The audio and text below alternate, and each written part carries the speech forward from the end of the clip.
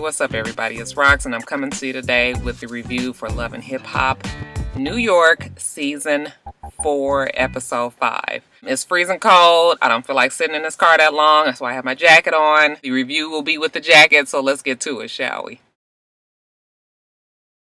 Alright you guys, so we got to start off this week with Erica Jean and Saigon now. Y'all know how these two go. They were happy last week because we found out that Saigon was indeed the daddy of the damn baby. Last week ended up good, okay? The baby is his. This week they decide that, they really gonna make a go of it and they gonna be a couple and they go to on a date. They go on to some paint place like Color Me Mine or, one of them type of places where you go and you just paint and, you're supposed to express yourself. So Saigon thought that this was a good date for the two of them so he can get to know her. Isn't this shit backwards? You get to know somebody you got a damn baby with. Maybe you should know them beforehand. So they get in there, they happy, they never thought they would be where they are. He's real excited about starting this new relationship and them being a family and this, that, and the other. The shit was almost like overkill. I was just like, okay, enough now. We don't believe this. Bliss don't come that easily. Okay, so, I was just like, all right. Let them tell it it's all good, okay? Except there's one little problem. The fuck wrong with the baby? Saigon feels like the baby is not developing. Bruh man come over to the house and he just sit over there and he just looking. Because Saigon is the great man that he is. He also has another baby that's a month apart from this one with another woman. That little girl is, she's developing, she's talking, and Saigon just feels like because they are so close in age, they should be developing at the same rate. You can't really base your conclusion on comparing two kids that are the same age because we all know that kids do develop differently. However, if you're a concerned enough parent and you realize that there's some things that your child should be doing at certain ages and they're not doing it, well, that is some cause for concern, okay? He has a talk with Mr. Peter Panky and Peter Panky tells him, yeah, you know what? Yeah, you should probably talk to, baby moms and y'all get on the same accord and maybe get the baby some help. Talk to the baby mama. This is the key word. Talk to her. Okay, so yeah, Saigon, he invites her out, and when she gets to the place, I don't know if you guys noticed it, but she was kind of apprehensive, so I felt like something had then already gone down. She said she hadn't seen him in a while, and I was like, why haven't you seen him in a while when y'all was just kissing and lovey-dovey and hugged up at the damn painting place? He's just immediately starts in, look, I've been having a baby, and when the nigga come over, he ain't saying shit. I got my baby girl, and she talking circles around my little baby boy. I really feel like it's because of you, okay? You ain't attentive. You don't pay him no attention. You don't do anything for him. Every time I see him over there, you just fussing and yelling at him. And you don't know how to be no good mama. I mean, he just goes on and on and on. Rightfully so, Erica Jean was offended because listen, I've been raising a nigga till he got to 2, right? And he made it this far, okay? So obviously I'm doing something right. Even if I am a fucked up mama, okay? For you to come in and who been gone pretty much this whole time to really think that you come and sit up here and tell me about my fucking self, well, at least I've been having them and I've been taking care of them. What the fuck you been doing? So I'm not saying that he shouldn't be concerned and he shouldn't want to, I'm not saying that he shouldn't want therapy for the child because in the end, the child is what we talking about here. So yes, let's get the help. And I think Erica Jean, if you would have approached her a little differently, she probably would have been very much open to it. You should have known that it was going to be an argument. And I was like, yeah, your approach need to be so totally different, Mr. Saigon. He just flies off the handle immediately. And, just stupid. So, yeah, they get to arguing. She's all like, I knew he wasn't going to last. I knew the good Saigon wasn't going to last. And I knew this was going to happen and this and that and the other. It's just like, well, if you fucking knew it, then why was you even trying to go down that road anyway? They arguing. She go out to the car. Okay, Saigon in the damn way of the door. He won't get out the way. She trying to tell him to get out the way and pull the door. I was like, bitch, if you don't start that car up and throw it in reverse and let the cars fall where they may. If the nigga gets run over then that's on him, okay? I say get the fuck out the way. She get back out the car. He grabbed her purse. He grabbed her arm, but her purse is on her arm. So he grabs the purse, and if that nigga don't chuck that purse way, when I tell y'all that shit went way over there. He must have played baseball in this thing. Oh my God, I started cracking up. I'd have been pissed off if somebody threw my damn purse all the way over there, but shit was still kind of funny. She was so mad. I was like, girl, go on over there and get your purse, get your ass in that car and get on up out of there. So this week, Erica Jean and Saigon are fighting again. Erica really needs to get her girl Sin in check.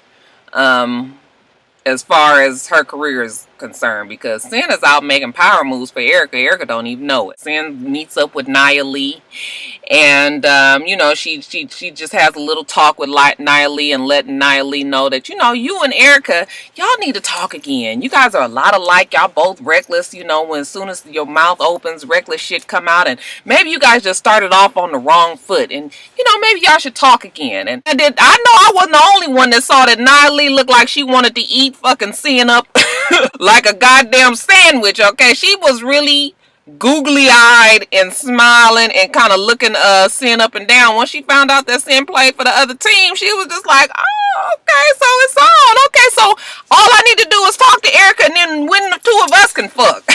I was like, all right, Nya Lee, girl, you ain't slick. You ain't have no intentions of trying to work some shit out with Erica. But anyway, Sin goes back and talks to Erica and is just like, listen, I think that you and Nya Lee should start over and talk. And Erica's like, I guess. I mean, yeah, maybe we are kind of alike in the sense that we just say whatever the fuck we feel like saying. So, but I need you also to bend on this whole thing with Rich Dollars, because we make some money together. I still don't know what people said it was from club appearances. I don't see why she has to be with Rich Dollars to make them appearances. Was people trying to pay to see him or to see her? Whatever. She was just like, we make money and we gonna do this, and Sin at first was like, I don't even want to hear it. I don't want to, I don't even want to hear nothing about no Rich Dollars. I still don't understand why Sin has so much say in Erica's business dealings, considering they haven't been together that long. But I guess maybe Erica wide open like that. Maybe this whole new lesbian relationship that these two got going. Okay, maybe this is what it is. So Erica does agree to talk to Nya Lee again, but she also tells Sin that Sin got to understand that her and Rich is going to do this, and you need to give Rich another chance. Okay, and Sin, I guess, she got to eat her words, because she had already said that you need to try to make this happen. So Nya Lee and Erica Mena get together, and right off the cuff, Nya Lee was like, oh, let me see your bag. Okay. And she said, let me see your Birkin bag that Erica had. And she checks it, and then she was like, oh, that's questionable. So, yeah, I mean, like I said, Nya Lee wasn't trying to work no shit out with Erica in the first place. Because, I mean, do you really think that you're going to start a good conversation off by insulting they damn person, saying the shit is fake? I don't really think so, Nya Lee. So immediately they get to arguing. Y'all, it's the same old bitch. I get money, bitch. I do this, bitch. You don't know what I do, bitch. You can't be like me, bitch. This, bitch, that. You know how the bitches do. I thought the shit was funny that Erica did that, all that, fussing from a respectable distance. Okay, this is what the fuck I mean when I tell you work smarter and not harder. Okay, talking about she gonna punch somebody in the throat. Bitch, you ain't punching nobody in the throat from way over there. Nya Lee is like, bitch, you feel like punching me, then come do it. Well, Erica don't do that, but she do, in a Stevie J, reminiscent of Stevie J at one of the reunions. She throws the money at Nya Lee, and Nya Lee is not impressed. She's like, oh, so she threw the money at me. I was thinking like, can I get into an argument with Erica? I need somebody to throw some money at me. Oh, it's cold. Shit. Same story with Tara and Peter Panky. Tara's upset. She feel like she wasted 13 years of her life, that she was dealing with Peter Panky. He wasn't truthful. She's all over the place. Her emotions is everywhere. She feels out of control. She cut up his shit. She busted up his instruments. And, she just feeling like she don't really know what's going on with herself right now. All this pent up aggressions. And yes, I think I would feel the same way had I felt like I wasted 13 years of my fucking life as well. She needs some space from Mr. Peter Panky. Well, Peter Panky seems to have it in his mind that, he's in love with two women. And for as long as he can, whatever he got to do or say to keep these two women in his lives, and that's what he's going to do or say. And I was like, what the fuck planet is he on? Do he really think that? Now, Mena might be with it, but I think Tara, I know before we didn't have much hope in Mimi, but I really think this Tara girl is a little bit smarter than Mimi, and I really feel like I think Tara is pretty much through with this situation. I could be wrong. We're going to keep our eyes open even after the show goes off, and we're going to look at the blogs and everything, but something tells me that Tara is about through with it. Y'all, it's a hot ass mess. Okay, the whole thing is just a mess. Okay, it's painful to watch him talk to Amina, tell Amina that she got to take a back seat to Tara's feelings all the goddamn time. Tells her she can't post shit on Instagram because of her. That's why all his shit got fucked up. It's so funny how he's so good at, you know, placing blame on everybody but himself. No. Amina posting shit on Instagram is not what got your shit fucked up. You marrying your goddamn side hoe is what got your shit fucked up. Okay, let's start it all the way from the very beginning. We can't be selective in placing the blame. Okay, if you wouldn't have did what the hell you did, or if you would have did shit a whole lot differently, then maybe you would still have your fucking bongo drums. So Amina, you know, she's frustrated and all of that, understandably so, but then, you know, you chose to be where you are. She does tell him that she, you know, he got so much shit going on in his life that maybe she might need to find another manager. And I was like, girl, that's the smartest shit you didn't say it all season yet. You need to go on and break up some of this foolishness, all right? So don't put your career and your heart in this nigga's hands, okay? If you're gonna fuck up your emotions and your heart, at least make sure that your career is going in the right direction. And if he can't quite, you know, steer your career the way it needs to be steered, maybe it's time to move on. Get you a new manager.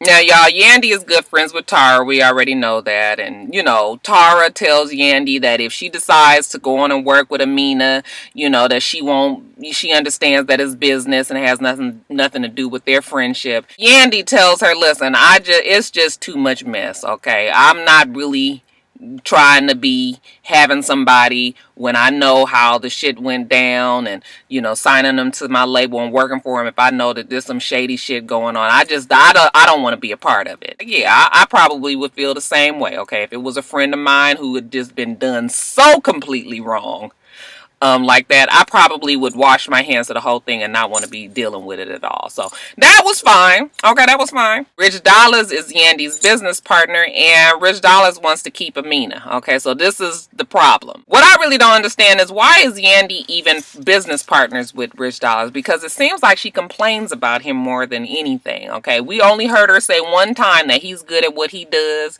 and that he makes money, but for the rest of the time she seems like she's always fussing at him. If you feel like you can do the shit better by yourself, then do the shit better by yourself, okay? Granted, Rich Dollars he got his issues, okay? And he do fuck up and he do get on our nerves, but damn, if you said you was gonna work with him, if you guys decided to start this business together, then do that, okay? Don't keep putting a nigga down, okay? Work with him. She tells Rich Dollars that she can't work with Amina. His shit is just too messy. Rich Dollars still wants to keep her. Now he's all in a, you know, he's in a bind. But I guess when Peter comes and talks to Yandy and Rich Dollars, and Yandy is just like, you know, I can't, you know, in good faith, I can't really work with your girl. Okay, I'm sorry. Peter is just like, well, I still want Rich to help me out. And, you know, Rich said that he would, and Yandy was like, that's fine. He's a grown man. He can do whatever the hell he wanted to do. I still didn't really understand that, because if you guys got a business, isn't whatever Rich do, that's going to be part of your shit too, right? So I was confused about what they meant with that. Anyway, this whole stuff with Mendices, you guys, I was just like, girl, I don't even really know what to say, you guys. Yandy is frustrated. She's lonely. She's feeling like a single mama. Okay, she feels like she's doing everything on her own. She feels like she's raising boys when she shouldn't have to do that. When Mendices calls, she's frustrated and telling them all her same issues, and the fact that because she's not married to Mendices, she feels like the lawyer doesn't tell her important information concerning the case. So she was just like, you know what I'm gonna do? I'm gonna pack these goddamn kids up, pack my shit up. I'm gonna fly down to wherever Mr. Lawyer Man is, and then I'm gonna have a talk with him. Why she do that, y'all? Because she done took her ass down there to that lawyer's office, and if he didn't get her ass together, I mean wrap her up tight like a Christmas gift and put that shit up under the tree, I'm talking about fast. He let her sit up there and talk and, you know, say how she feels that he not telling her shit. And she said, you know, pretty much when he went into jail, we thought this was gonna be an in jail that day and out jail the next day. And the lawyer was like, okay, well, hold the fuck up a minute. Okay, fuck what you heard. Your man done did some big time shit. They got evidence that's proven against him.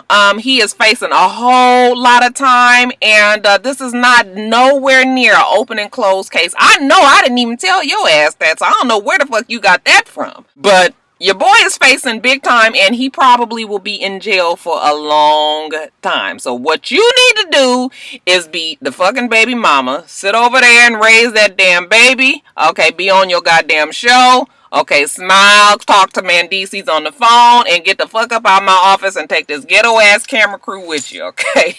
I ain't got time for the bullshit, okay, lady? You are not his wife. I don't have to tell you shit. It's client attorney privilege, and whatever you need to know, you need to find out from your man, okay? Don't come up here with this shit no more. She was looking like, oh, maybe Mendices is trying to protect my feelings and not tell me what's going on. Looking like a frog. Don't she look like a frog a little bit to y'all? The real cute one, the big eyes with the big orange fingertips. All I know is that lawyer was fed the fuck up, wasn't he? Shit.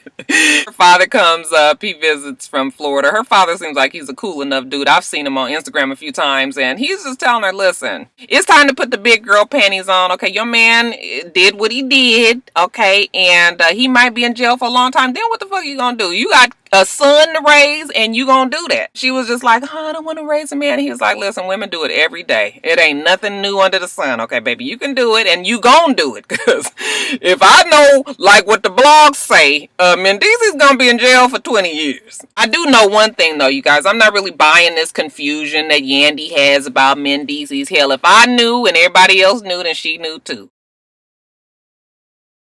Y'all see what this damn rain has done to my hair? Just flat. I want you guys to remember to rate, comment, and subscribe to the channel. I'm itsrox. The channel is for itsrox, and everything else I do will be in the bottom bar. So I hope that you guys have a wonderful, wonderful rest of your day, and I plan on doing the same. Until next time, Roxstars. Bye.